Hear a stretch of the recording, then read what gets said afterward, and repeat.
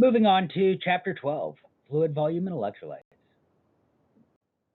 When we discuss the maintenance and proper equilibrium of the body's fluid, we're going to be discussing intracellular fluid as well as extracellular fluid. This is the fluid outside of the cells in the interstitial and intravascular compartments. Again, with homeostasis, we're talking about balance. And this balance is accomplished by many different mechanisms. The two most important we're going to discuss are osmosis and diffusion. In the case of osmosis, water will move across that semi-permeable membrane, in our case, the cell wall, so that if there's a high number of concentrations on one side of that cell wall and a low number of solutes on another side, that water will travel to the area of high solutes so that it's balanced and maintain an equal concentration. This is not to be confused with diffusion, which is the movement of those solutes in a higher concentration area to an area of lower concentration to again maintain balance. We're also going to talk a lot about tonicity. And in this, we're talking about the fluid that we're giving the patient. It could be an isotonic solution, such as our normal saline, that 0.9% normal saline, or lactated ringers, which has about the same concentration of solutes in water as in a normal vasculature. This was not, on the other hand of that, there could be hypotonic, in which case that solution that we're giving the patient has a lower number of solutes. And when this happens, we're going to bring water into the cells because, again, osmosis, that cell wall wants to be balanced with the same number of solutes on the either side. On the other side of that spectrum would be hypertonic. In that case, we have a much larger number of solutes than is present in the body. And by adding all those extra solutes, we would actually be able to pull water from within the cell out into the vasculature, which in this case, usually for our medical terms, is so that we can help flush out that excess fluid from the body. Fluid replacement will come from many different forms. Just your patient's normal intake and output, I's and O's, IV fluids, and it's going to be dependent on many different things. The patient's daily water requirements, their water, electrolyte, and protein requirements, their weight, their body surface area, their illness or injuries in the case of burns, which lose a lot of fluid, or even surgeries. The most common solution that many of you have already seen is crystalloids. We got normal saline here on the left. Could also include lactated ringers as a very common isotonic solution. Used to treat everything from dehydration and electrolyte imbalances. And again, are that isotonic, hypotonic, or hypertonic forms, depending on what we're wanting to do with this patient's fluid balance. It could also be things like colloids, which means things that we give the patient like plasma expanders, most particularly albumin in this case. You're also going to talk a lot in this program about blood products, giving packed red blood cells, fresh frozen plasma, platelets. And always keep in mind we're going to discuss blood administration much more deeply, especially in MedSurge 1. But a big thing to always keep in mind when it comes to a unit of packed red blood cells, there's a maximum 4 hours that could be hung and that could be infused for. Because think about it. Think if you had a steak sitting out on the counter. After about 4 hours is when we start to have bacteria buildup. The same thing is happening with this packed red blood cells.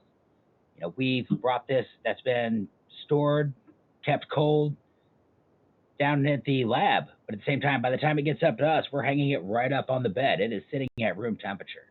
And after 4 hours, we run the risk of bacteria building up within the bag. There could also be lipid emulsions, used when a patient is unable to get nutrition through the oral diet. If you're ever seeing a bag of TPN, normal TPN is that straw yellow, but sometimes you'll see that TPN as white, like milk.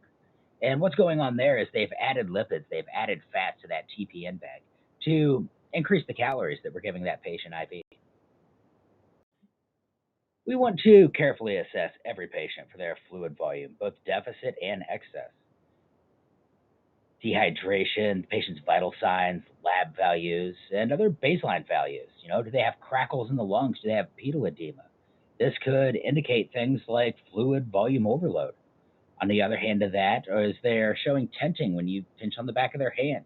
That's a sign of dehydration. Are they having low urine volume? Are they having dark urine? Are they having low blood pressure? These could all be signs of hypovolemia. We want to generate solutions where these are situations where we've really got to assess our patients carefully. For some of our goals are that the patient will exhibit balanced fluid volume. The patient will have a balanced intake and output over 24 hours.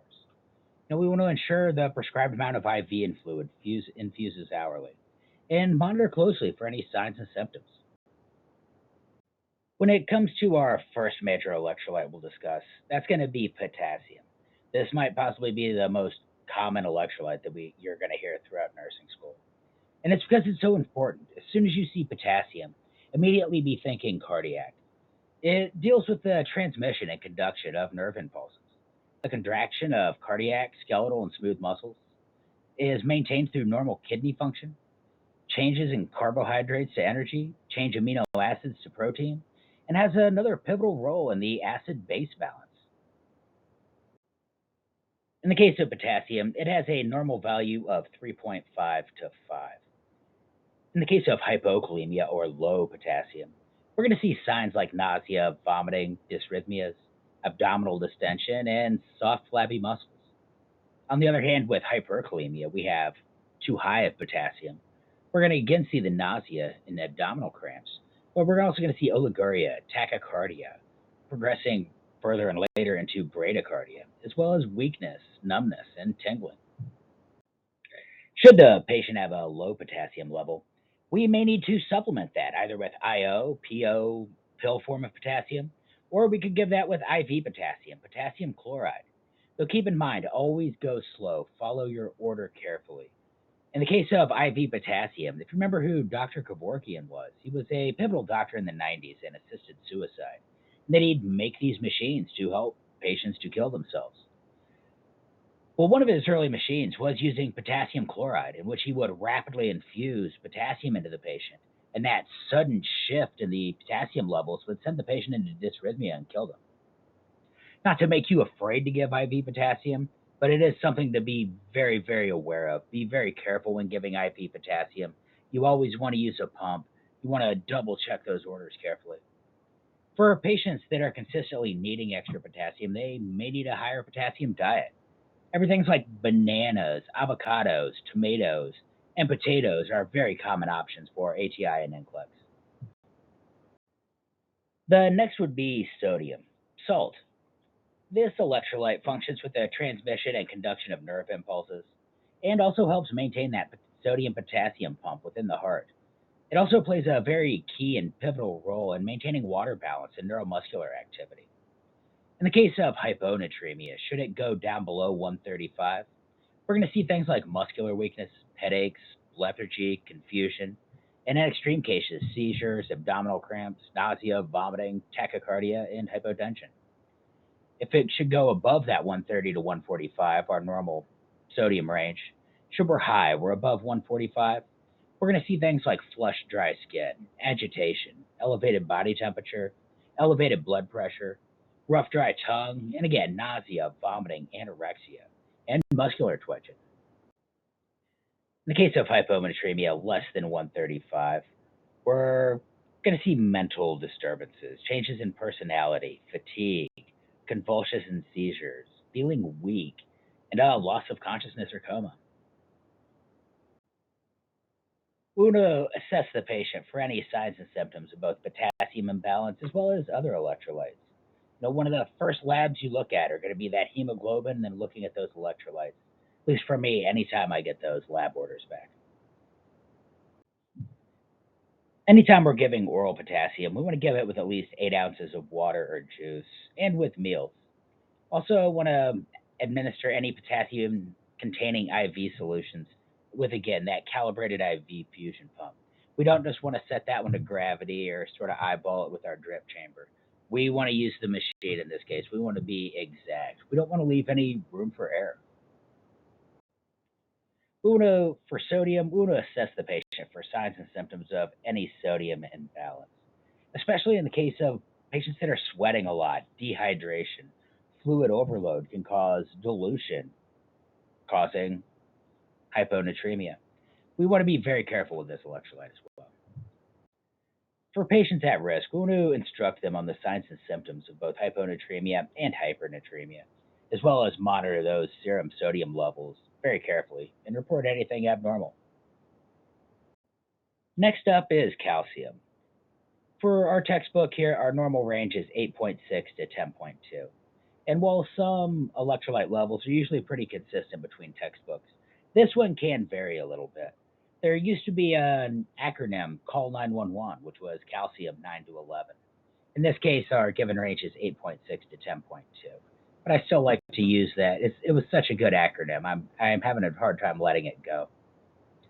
Calcium works to promote normal nerve and muscle activity, aids heart contractions, maintains cellular permeability, promotes blood clotting, and promotes bone and teeth formation. In the case of hyponatremia, there's two tests that you may hear a lot: Trousseau sign and Chvostek sign. And this is always going to be in hypocalcemia, sometimes hypomagnesia. But remember, Trousseau is low. And what a Trousseau test is, you think about what a pivotal role that calcium plays in electrolyte impulse and nerve impulses. Well, in the case of Trousseau's, if you put a blood pressure cuff on the patient's arm, tighten it up, you can actually get a that funny bend in the wrist and hand, and that's an indication of low calcium. That's Trousseau's. There's also the Chvostek sign, where when you brush against their face and stimulate those facial nerves, it'll make a click. Keep in mind, years ago, back before we had labs in every hospital, doctors, nurses needed to be able to assess for some of these. This was a way to physically assess for the patient's calcium level. When dealing with calcium, either high or low, we want to obtain those baseline vital signs, ECG readings, assess for any signs of a calcium imbalance. Some of our goals may be that the serum calcium level will be within normal limits, or that their tetany symptoms will stop. They'll lose that nervous hyperexcitability.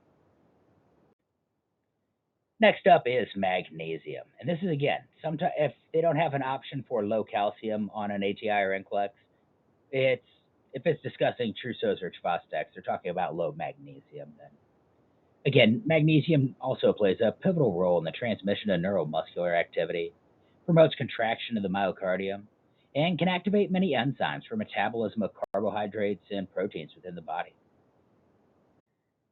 That normal magnesium level is going to be 1.5 to 2.5. Usually, when we're talking about hypermagnesemia high, we're looking at renal failure. It's the normal healthy kidney. It's usually very good at excreting excess electrolytes. And when we start seeing a lot of these excess potassium, magnesium, calcium, one thing we need to be queuing in on, looking at as an underlying cause, is going to be an AKI, some sort of kidney injury, an issue with the renal system. We want to assess any electrolyte patient very closely, looking for things like dysrhythmias, checking those levels, checking them regularly, and identifying trends as well. We're going to further assess this patient with things like their magnesium levels, but as well as vital signs and closely monitoring that urine output. Next up is going to be chloride. Chloride has a normal range of 96 to 106. And signs and symptoms of hypochloremia, excuse me. Low chloride is going to be tremors, twitching, slow, shallow breathing, and hypotension. On the other end, from the case of high chloride, hyperchloremia, we're looking at weakness, lethargy, deep, rapid breathing, and unfortunately, unconsciousness. Phosphorus is another one you'll see very closely related to kidney failure, especially in dialysis patients. In that, think about with a normal healthy kidney, your body is constantly pulling out the excess levels of phosphorus. In the case of a dialysis patient, they're only having that electrolyte removed 3 times a week when they're at dialysis. So they actually take phosphate binders with every meal to bind with the phosphorus in their food to help excrete it before it can build up. Because that phosphorus starts building up in the body, it can build up in the tips of the fingers, forming rocks, necrosis, and falling off painlessly. Same thing with the toes, that will build up in the tips of the toes where it'll turn to stone and will take their shoe off and have a toe rattling around in there. High phosphate, especially, and phosphate binders are nothing to mess around with. Normal phosphate level is going to be 2.4 to 4.4. And again, when it comes to those binders, make sure they always have that and they're taking it right there with their food. For our first practice question, this is a select all that apply. What are some manifestations of hypocalcemia? Would that be A, twitching of the mouth, B, seizures, C, urinary retention, D, carpopedal spasms, E, increased appetite, or F, drowsiness and sleepiness? And that answer is going to be A, B, and D, twitching of the mouth, seizures, and carpopedal spasms. For our next practice question, which foods would not be recommended for a patient who eats a diet high in potassium? Would that be A, mangoes and spinach, B, bananas and tomatoes, C, cucumbers and strawberries, or D, eggs and whole grains? And that answer is going to be eggs and whole grains. Yeah, some of your definite foods to keep in mind anytime you see bananas, potatoes, tomatoes. Those are going to be your three classic high potassium foods. Question three. A patient sustains a significant blood loss secondary to a trauma. The nurse anticipates using which fluid to best replace the losses. That be A, crystalloids, B, colloids, C, blood products, or D, lipids. And that answer is going to be C, blood products. Anytime you see a large amount of blood loss, we want to get those packed red blood cells. It's going to be our top priority. Question four. A nurse is caring for a patient who is admitted with multiple fractures and hypercalcemia. Which symptom would be the nurse expect to find during an assessment of the patient with hypercalcemia? That be A, tetany, B, flabby muscles, C, irritability, or D, anxiety? And that answer is going to be B, flabby muscles. And for our final question, what is probably the most undiagnosed electrolyte deficiency? A, hypokalemia, B, hypocalcemia, C, hypomagnesemia, and D, hyponatremia. And that answer would be C, hypomagnesemia. Understanding these electrolyte balances, this is going to be a topic that comes up over and over again throughout your nursing program and out in your nursing career. It's best to go ahead and let's make sure we've learned our lab values now. Make sure you're really comfortable with it. And as we get rolling, as we get repetition, it's going to get a lot easier for you. But anyway, that's all we got for this chapter. I'll see you in the next slides.